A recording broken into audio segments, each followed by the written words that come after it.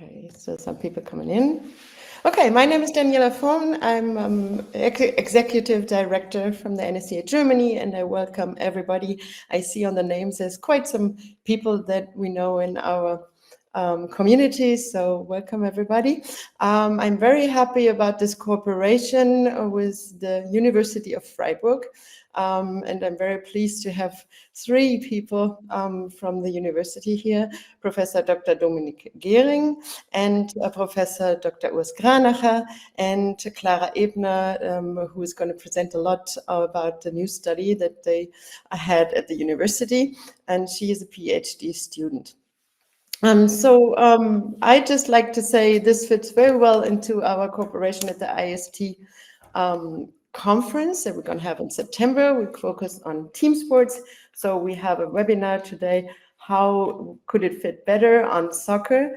Just the women's soccer EM just finished very successfully. It's a rising topic, and ACL topic is also very dominant in this area. So I just like to pass over to Professor Dr. Urs Granacher, who has a chair tonight. And yeah.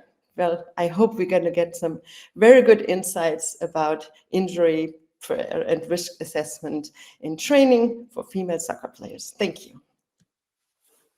Thank you very much for the introduction, Dani. It's a great pleasure to be here. And I would also like to welcome my two colleagues from the University of Freiburg. We are with the Department of Sport and Sport Science, Exercise and Human Movement Science at the University of Freiburg. We have our PhD student, Clara Ebner, who will give the presentation on ACL injury risk assessment and training in just a little while. And then there is our professor for sports biomechanics, who is Dominic Gehring. My name is Urs Granacher, and I'm full professor at the university. And I would also like to welcome you on behalf of the scientific board of the NSCA Germany. We are very happy to have you here, and we are looking forward to this presentation, especially to your questions and also to our answers. To introduce the project and the talk in brief, we had the privilege to work with the German Football Association between 2022 and 2023, and we were able to do 12 tests overall in under 15 to under 19 female national squad soccer players, and we assessed the injury risk with regards to ACL, and we tried to look at individualized training prescription based on the data that came from the injury risk assessment. So as part of the German Football Association, I would like to specifically thank Professor Dr. Thomas Hauser, who has been the lead at the German Football Association at the time. Then we have Daniel Brinkmann as well, who is still working there, and Nina Grass, who we had the pleasure to work with as well. So thank you all for the option to work with you. And now I will hand over to Clara, who will give the presentation on injury risk assessment and training in female soccer.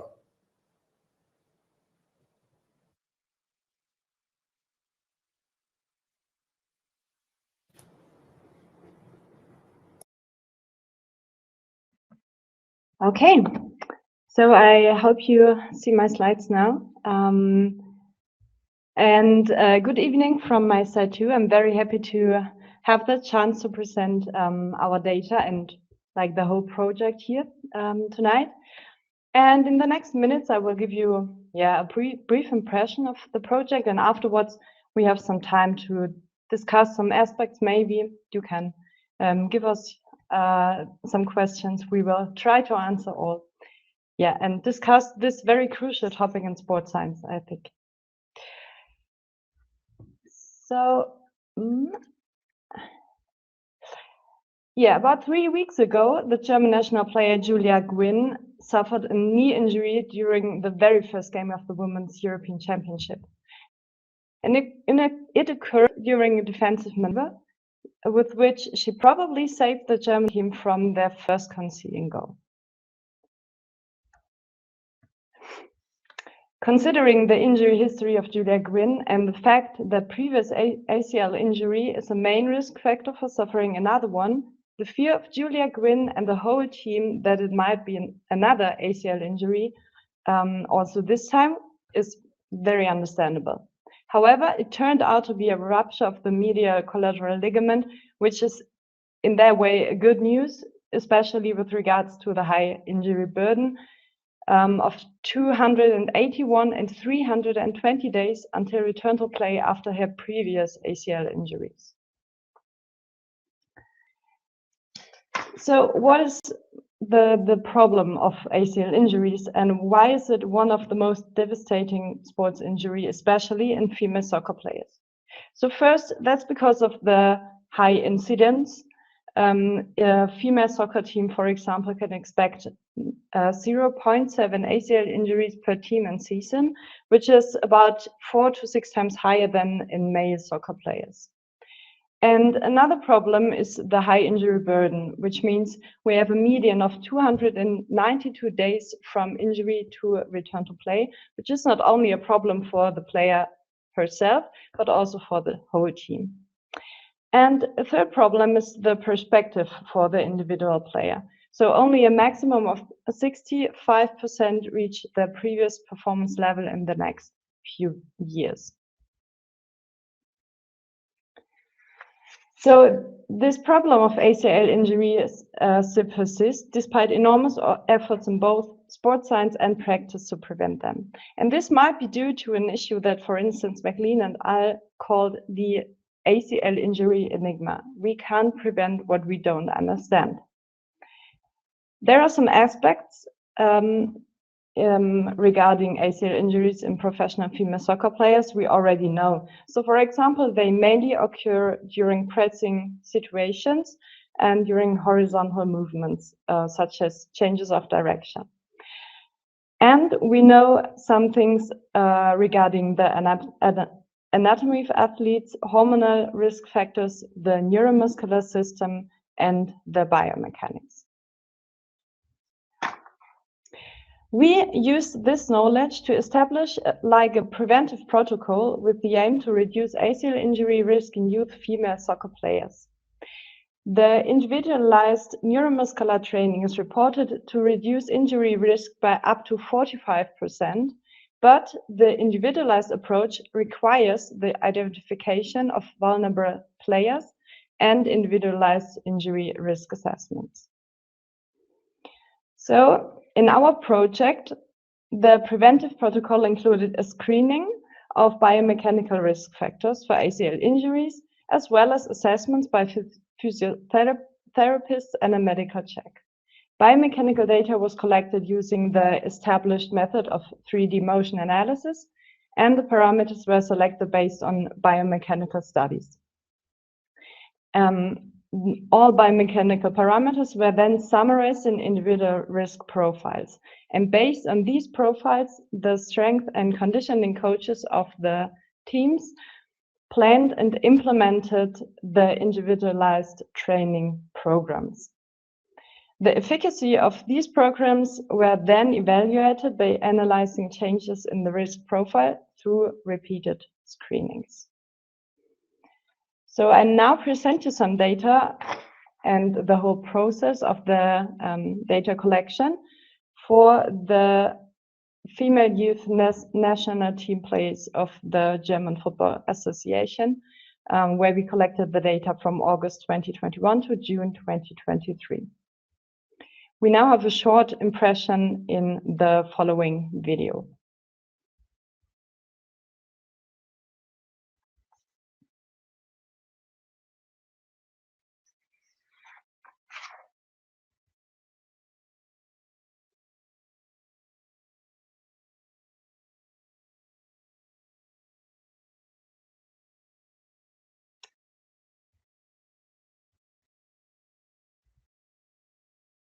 Okay, it was not planned.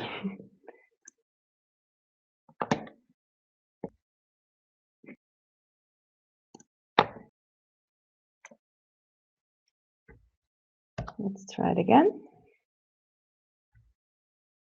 No. Okay.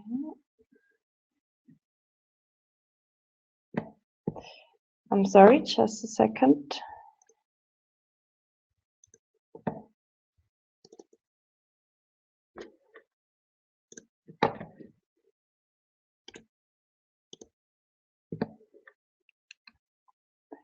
Okay, so I think we will skip the video. It's not working at the moment. But I hope you see my slides again. Yeah, I think you should be. Okay, so over the course of 2 years, a total of 178 players were examined. The frequency of measurements per individuum depended here on which team the players belonged to and whether they were part of the national teams for the entire project time. 51 players were analyzed only one time, as you can see here. 79 players were analyzed 2 times, 34 players were analyzed 3 times, and 14 players were analyzed 4 times. We now have a deeper look on the first step in our protocol, so the biomechanical screening. The whole testing consisted of three parts. The first part was the jumping part, which included 3 different jumps. The drop jump, 1 time bilateral and unilateral. Then we had side hops and side jumps. Here, the tasks were analyzed by using 3D motion analysis. And we were interested in the limb stability as well as pelvis and trunk stability. The second part included change of direction tasks with and without a light stimulus, and it was recorded by cameras with a high temporal resolution. The kinematic data here was analyzed using a 2-dimensional approach which was developed of the isokinetic group of Francesco Della Villa in Bologna. Here, the limb stability, the pelvis, and the trunk angles were scored and summarized to a total score. And the third part of our biomechanical tests consisted of the Y balance test, where we focused on limb symmetry. All collected biomechanical data of the first project year served then as the reference for following measurements and enabled the creation of the individual risk profiles. We now have a look on 2 profile examples. So the first one here, you can, in general, the orange color represents a strongly increased biomechanical risk factor. The yellow one, a moderate increased risk factor, and the green one, no risk compared to the reference data. So the player here shows a high total score in the change of direction task with light signal for the left and the right leg, which is reflected in a pelvis and trunk tilt as well as a reduced knee flexion angle, as you can see in the pictures below. The results regarding the trunk were also found during the lateral jump tests, which you can see in the risk profile here at trunk stability. The second example, in contrast to the first one, the player shows here primarily strongly reduced limb stability during changes of direction tasks as well as during vertical and lateral jump tests. You can see the limb instability on the pictures below and the limb instability of the jumping tests in this part of the risk profile. Besides the individual risk profiles, we also analyzed differences between the teams and therefore the age groups. And for the bilateral drop jumps, we found higher knee abduction angles and moments, which you can see here in the pink one for the under 19 players, compared to all younger teams, which indicate probably higher ACL injury risk in the U19 players. But on the other hand, we found increased or reduced ground contact time and increased reactive strength indexes, which indicate higher performance in the under 19 players too. So this points to a problem which is known as the performance injury conflict. Then, considering the next step, the crucial question is now, what did we do with these results? So first of all, it is important to mention that our group was only in charge of the biomechanical tests, and the strength and conditioning trainers of the teams were in charge of the training part. So the training programs were designed by them. The dimensions of the risk profile served as the base for a catalog of neuromuscular training exercises, and based on the individual biomechanical risks, the responsible trainers selected the relevant exercises of progressively increasing difficulty levels. So as an example, you see here one player with striking deficits regarding limb, pelvis, and trunk stability. But however, after a training period of only 5 months, including targeted neuromuscular exercises, the player showed reduced biomechanical risk factor for the pelvis and the lower limbs. And this is not a single case, but an observation we made for several players.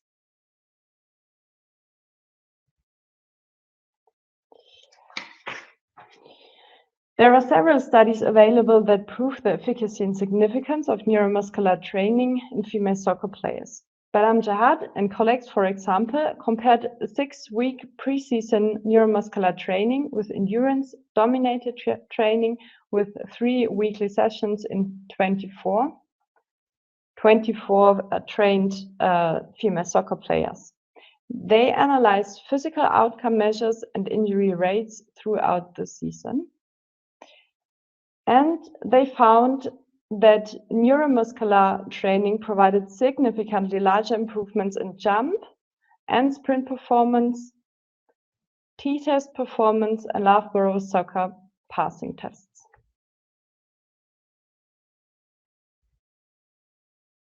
Furthermore, they found that the neuromuscular training reduced the incidence of lower extremity injuries significant and more than the endurance-based training.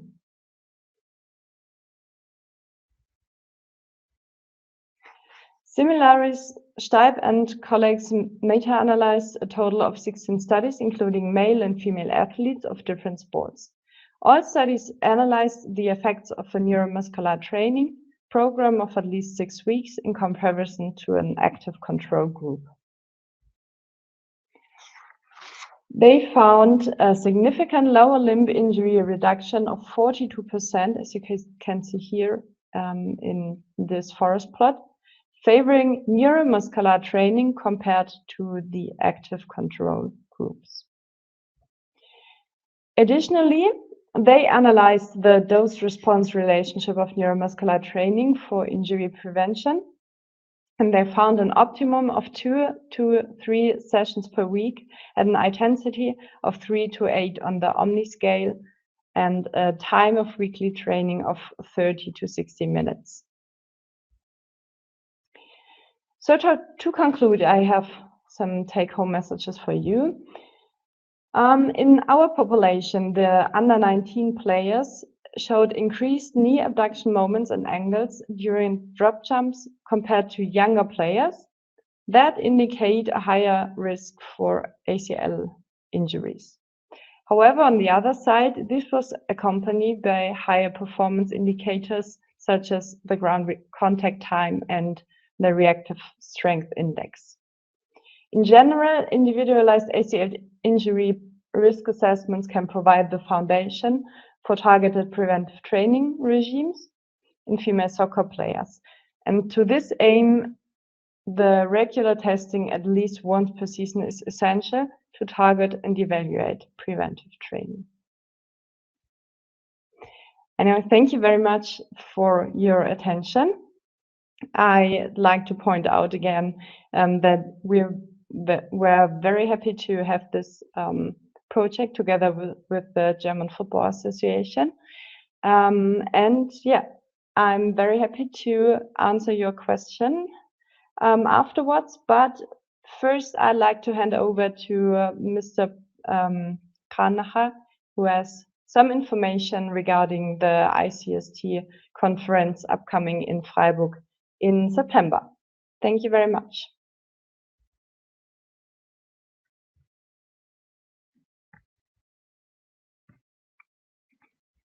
The presentation. And as Clara mentioned, we will host the International Conference on Strength Training between September 24th and 26th at the Department of Sport and Sports Science, University of Freiburg.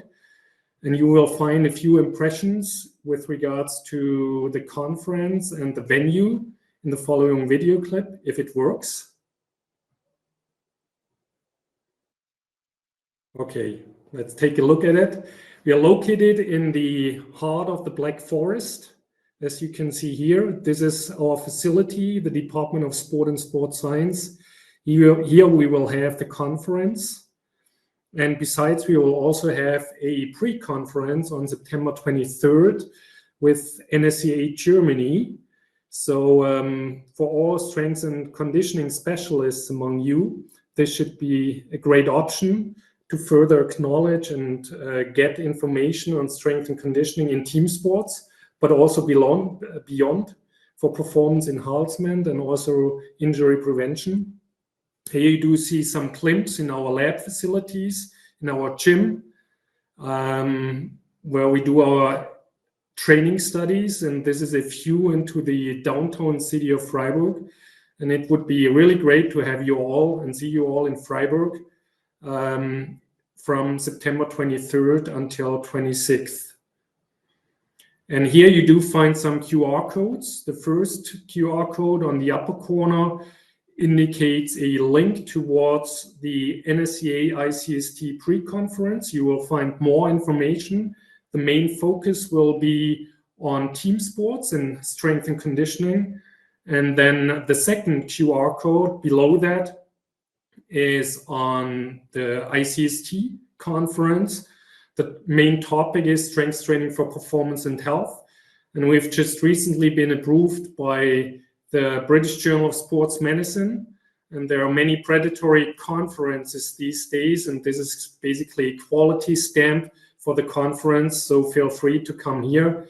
And we will have a good conference program, scientific program with keynote speakers, oral poster presentations. We will have an Adidas Research Award, and moreover, we will have 3 practical workshops on eccentric training, on blood flow restriction training, and Greg Keff will give a workshop as well with his wife. So feel free to join us in September. And now it's time for question and answers, and I will hand over to Dani again. Thank you very much.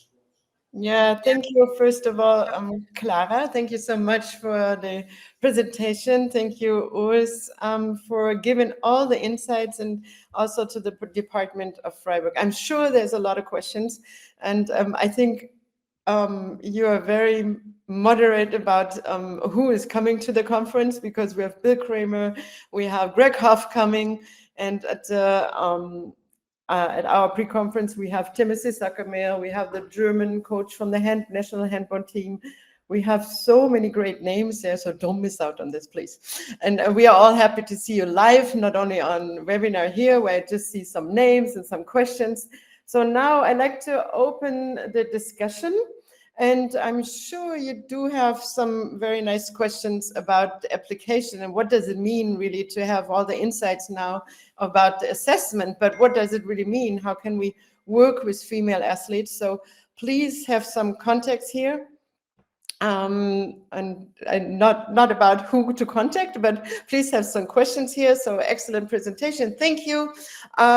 Did you check for knee hyperextension at all? That's the first question. So maybe Clara or Dr. Granacher or Dominic Gehring, you might want to answer that question, please.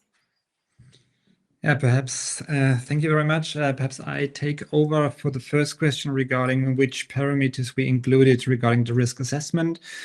So especially looking at the biomechanical parameters, of course, we were interested, as a lot of, let's say, research groups and as well groups trying to identify risk factors for prevention, and as well in the return to sports context, we were focusing on the knee joint. of course, looking there at knee abduction, but as well in the drop landings, knee abduction moments. So we were able to measure forces as well and identify knee abduction moments. And then as well, of course, the knee flexion extension behavior, as it is known that perhaps some kind of more pronounced flexion behavior might absorb energy and therefore might be protective, while an extended knee at landing and with less flexion might be indicative for a higher risk of getting an injury. But as we all know, looking at the knee solely might be too focused and might not, let's say, replicate the entire injury mechanism as well as the injury risk. Therefore, we were as well interested in proximal segments. So what is the pelvis doing? So pelvis drop, for instance, which gives us some kind of indication how leg stability and upper extremity or trunk stability might be, let's say, related. And finally, the trunk as well was in our focus. So trunk lateral flexion, trunk rotation, and as well in the two-dimensional analysis Clara mentioned during the change of direction tasks, we were as well interested in how the trunk was extended. Perhaps what was as well not perhaps within the scope was Clara was focusing on, that during the change of direction task we had anticipated and unanticipated conditions. So as well trying to figure out how the cognitive influence, which is more and more, let's say, a topic in identifying injury risk and being associated with the injury mechanism, trying to identify how cognitive factors perhaps might affect knee joint biomechanics. So those are some factors which we are, let's say, which we focused on, trying to identify biomechanics associated with injuries in some manner. Hope this answers the question of Max. Okay, I think we do have some people here like Gernot, or some people who said, yes, they work with some female athletes already. What is your, maybe you have some experiences that you like to share concerning the question. Is there now already, my question to you for everyone that I got in private chat, is there already something that you could advise for prevention in training? So like cognitive training, would you already use it? Like, I think there are some mechanism, I think you tested also on skill court. Is there already something that you can advise for people who work with female athletes, or is it too early? Well, I may answer that question. I also saw in the Q&A field that there was a question with regards to what we exactly did in terms of training. Well, it wasn't exactly our responsibility to do the planning of and programming of the training, but nevertheless, we came up with those strengths and weaknesses, which you've seen before, and based on the weaknesses of each player, we tried to provide contents and exercises which would be most appropriate to deal with these weaknesses and to improve their performance by avoiding an ACL injury. This was mainly the goal. So what did they do? We tried to implement the program at least 2 to 3 times per week. But since these were national players, it was quite difficult to actually implement the training directly into their training plan, because they mainly exercised in the club and rarely on the national level. Therefore, we had to make sure that we work together with the strength and conditioning coaches of the clubs, which sometimes work better and sometimes doesn't work as well. This was also the reason why we tried to further develop the program by implementing such an injury risk assessment on a club level, because there you bring it all together and you have the training and the testing in your own hand, because you do it on a daily basis. And we had the privilege to work with a famous German soccer club with the female athletes. And I think it was quite helpful to get into that as well, and to help them avoid ACL injuries in the future. of course, we have that question here from Gernot. So is there a higher risk of injury considering also the women's cyclists? Or... Yeah, perhaps just referring to our study, we did not have any specific information on in which phases, let's say in the female cycle, the athletes were. Especially, we did not have, it might be some kind of information, the medical stuff, let's say, assessed, but we were not aware of. Also, we did not take it into account in our biomechanical analysis, in our focus.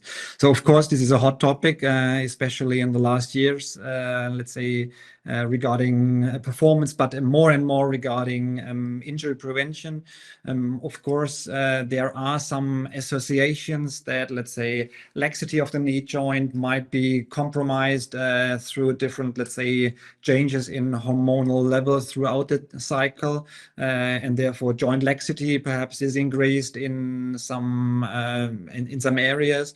As well, there are studies just early on from Sasulak in 2010, 2011 starting, that we have some indications that in very specific phases of the female cycle, we have an increased risk, especially for ACL injuries.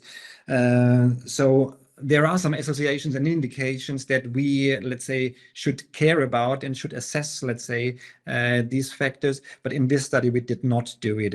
So this is just a short comment regarding this specific point. Yeah, the scientific literature says that preliminary data indicates that during the luteal phase, there is an increased risk of injuries in female athletes. But then again, we are in team sports, and usually they exercise as a group or position specific. And this is quite complicated to include the menstrual cycle in team sports on a daily basis. So this is at least what we hear from the teams we work with. There is still a lot of topics open for further research in that area. And that is actually one topic we will deal with at the conference, menstrual cycle-based strength training. Okay, thank you. There was a question about an alternative method about identifying biomechanical analysis as like something that would replace the 3D camera technology. Mm-hmm. So perhaps, oh, Clara, yeah, okay. Sorry. No, go on. I might answer that question. So in my presentation, I mentioned for the change of direction tasks, the research group of Francesco Della Villa in Bologna. So that's, for example, yeah, it's a really good example to analyze the movement quality during change of direction tasks. They developed a simple scoring system. You only need two cameras, one from a frontal camera and a sagittal camera, to record some the movement and to analyze the limb stability, the pelvis stability, the trunk, and the knee flexion angle from the sagittal perspective. So in my opinion, that's the easiest and it's a validated way to assess the injury risk during COD tasks. Another option for the jumping is, you know, it may be the landing error scoring system, so the less score. It's a quite easy way to describe or to assess the quality of landings during drop jumps, for example. And in general, I would recommend to use a simple video camera from the frontal and the sagittal perspective to record these movements and to maybe qualitatively analyze the movement, because when you're in sports practice, I think you have like a feeling for the movement execution too, and you might see the primary problems very, very well from some pictures or videos too. Clara, is there, like Zoran is asking, what angle for change of direction did you see? So this is also a technical question. I think that would connect. Yeah. We analyzed the 90 degrees CODs, but I think another possibility could be to analyze 180 degrees CODs, which is not that common in football or in soccer, but it's more complicated movement for the athletes too. So it might be another option to analyze that too. So I think Max is asking if you don't have that perfect setup that you had in the study. So would you have a recommendation for the practice as screening assessment for young female players already? Or? Well, one quite easy way to do the testing with one test is to use the drop jump and include the drop jump from 20 or 30 centimeters drop height, and tell the athletes to actually look at performance to assess jump height from the drop jump and the reactive strength index. What we usually do is we additionally place a camera in the frontal plane of the athlete and we look at the knee valgus while doing that. So we do not tell the athlete that we are actually also interested in whether they have a knee valgus during the landing movement of the drop jump.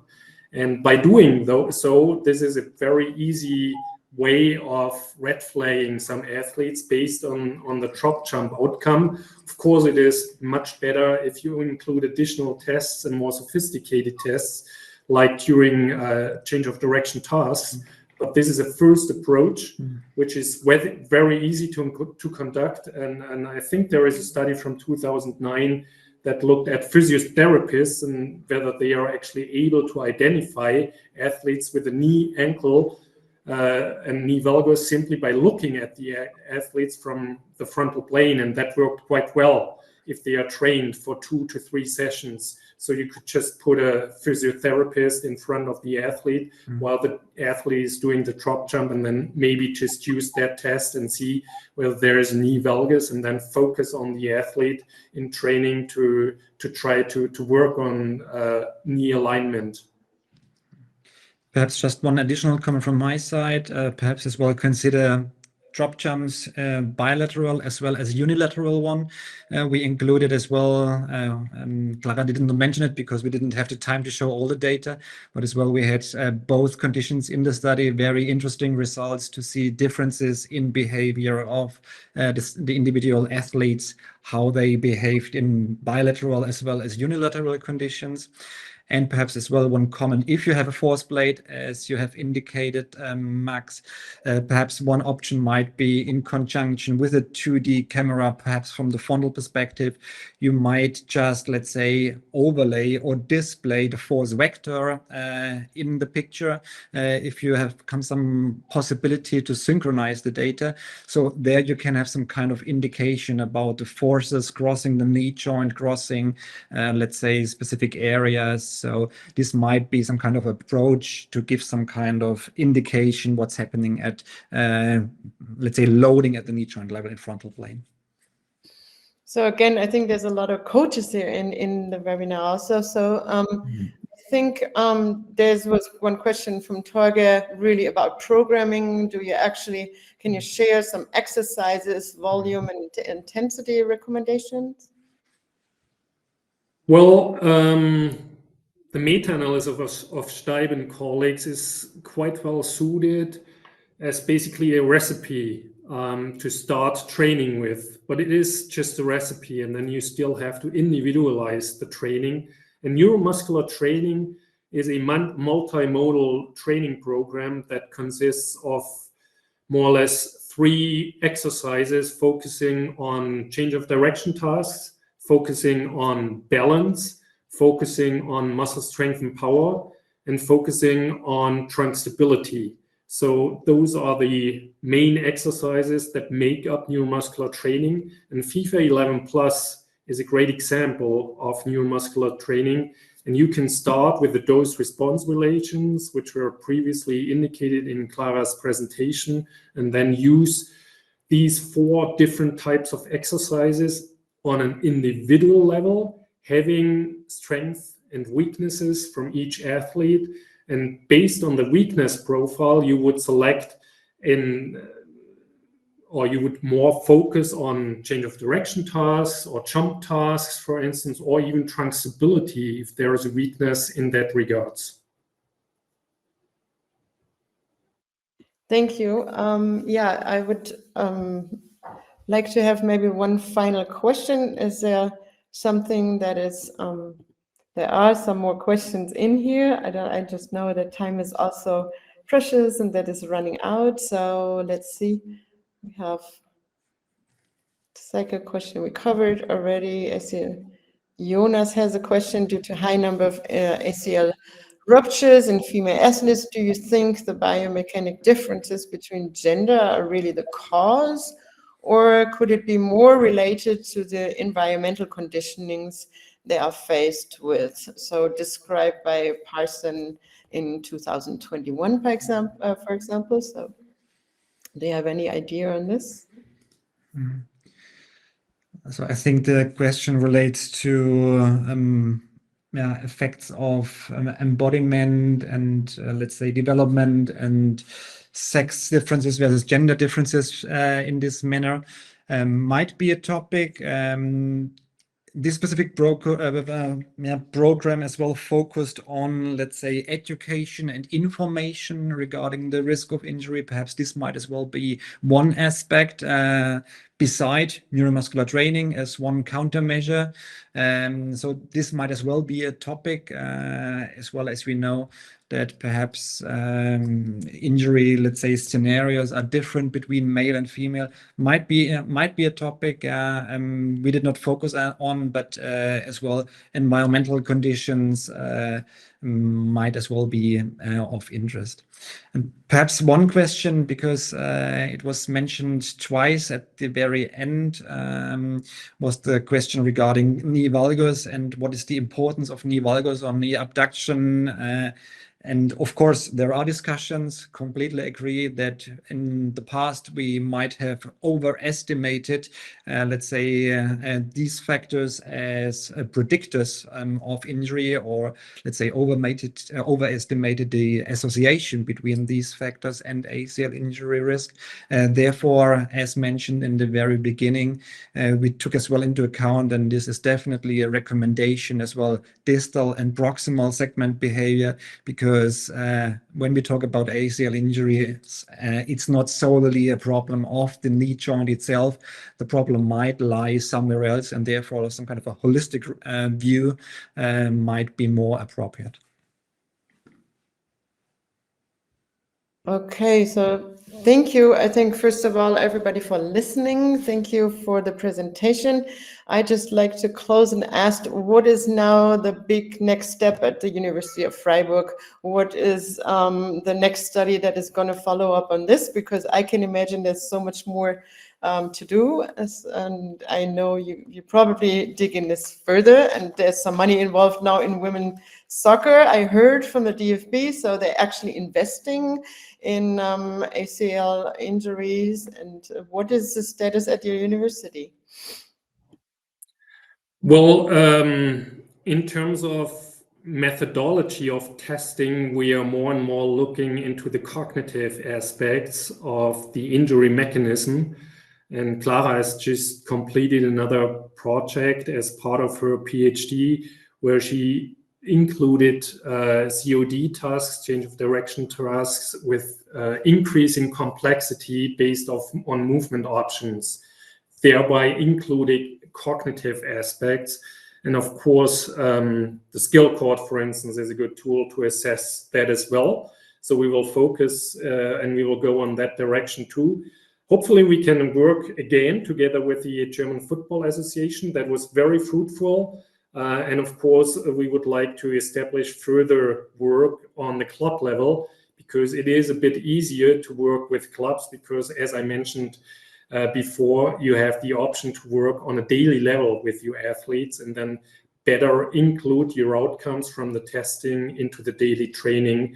And that is another goal which we will have. And our biggest goal is our conference in September.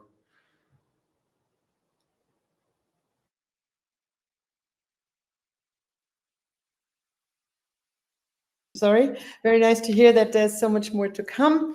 So Clara is gonna develop further.